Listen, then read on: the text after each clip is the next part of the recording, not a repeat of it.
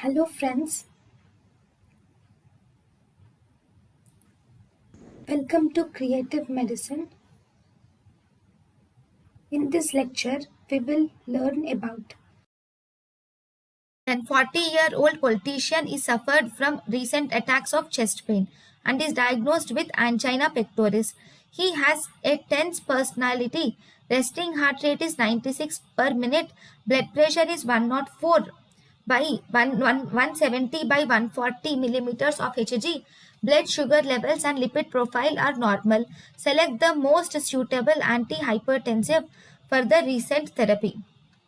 So here the patient has number one, tense personality, okay, with resting heart rate at 96.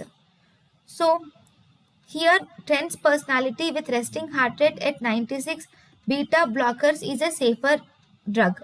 So atenolol is a beta blocker which can be used in this patient. Then Rajat Jain was presented to casualty in an unconscious state.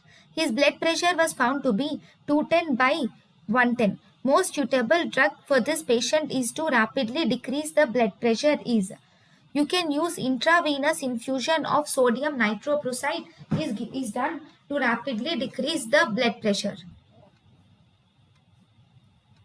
Then